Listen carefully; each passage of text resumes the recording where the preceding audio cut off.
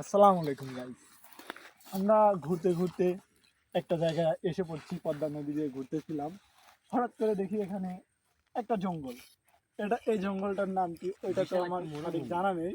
তবে এটা দেখে মনে হচ্ছে বহু বছর কেউ বসবাস করে না এখানে। ওই পাশে হয়তো আপনারা এর আগে দেখছেন, ওই পাশে আমি একটা নিদর্শন দেখাইছি। তো এখানে কেউ বসবাস করে না। ভাই এদিকে আগে আসেন, দেখেন গাইস, একটা কৃষক ভাইকে পাওয়া গেছে। তো তাদের থেকে আমরা কিছু জিজ্ঞেস করি। হ্যালো, আসসালামু আলাইকুম ভাই। ওয়ালাইকুম আসসালাম। ভাই আপনার সাথে কিছু কথা বলা যাবে? জি ভাই, জি কথা বলা যাবে। কথা হলো, আমরা তো ঘুরতে ঘুরতে আসছি, এখানে দেখে তো মানে মনে হচ্ছে না যে এখানে কেউ বসবাস করতে পারে।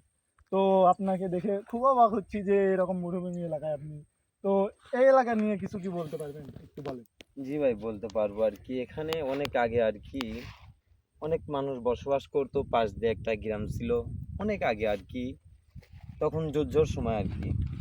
তখন এই আমাদের নদীটা অনেক ছোট ছিল, আস্তে আস্তে নদীটা ভেঙে যায়। তারপরে আস্তে আস্তে অনেক মানুষ অনেক জায়গায় বিচ্ছিন্ন হয়ে চলে যায় আর কি।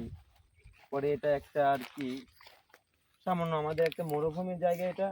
তখন এখানে একটা হাসপাতালের ব্যবস্থা করা হয়েছিল, ঠিক আছে। কিন্তু আস্তে আস্তে সেটা ভেঙে অন্য একটা জায়গায় অবস্থান করা হয়। এখন আর কি এখানে জঙ্গল মরুভূমির আর কি হয়ে উঠছে, ঠিক আছে। এখন মনে করেন যে বিভিন্ন আর কি এখানে আছে, তো বড় বড় সাপ। ভাই আপনাকে থামাই, তো এটা এখানে মানে কত বছর আগে তাও মানুষ বসবাস করতো? আজ থেকে 30-35 বছর আগে। ও, এটা তো অনেক সময়। যে আমরা যখন ছোট ছিলাম আর কি, আমরা এখন এটা দেখে যতদূর মনে হচ্ছে, এটা দেখাই যাচ্ছে অনেক জঙ্গল। তো এখান থেকে কোনো মানুষের বিপদ আপদের সংখ্যা মানে দেখা যায় বনজ পশু পাখি, রয়্যাল বেঙ্গল টাইগার, সিংহ, অজগর, এই সমস্ত কিছু দেখা কি পাওয়া যায় নাকি? এখানে যাই হোক, রয়্যাল বেঙ্গল টাইগার আপনি যেটা বললেন, এসব তার কোনো কিছু দেখা রাখতে নেই, কিন্তু বড় বড় সাপ আর কি। এখানে সাপে মানুষ আক্রান্ত হয়েছে, অনেক মানুষ মারা গেছে। আপনারা জায়গাটা দেখতে পাচ্ছেন যে বিশাল একটা এরিয়া। আপনারা একটু ঘুরে দেখেন, আসলেই বিশাল একটা এরিয়া। এখানে মরুভূমির একটা জায়গা, ঠিক আছে।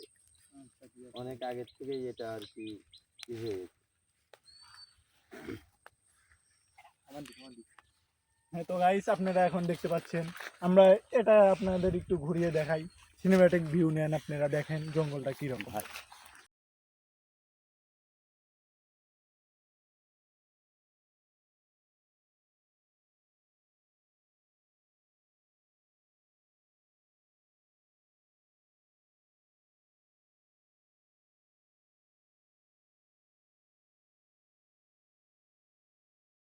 গাইস আমরা এখন একটা ছায়ার জায়গায় অবস্থান করতেছি।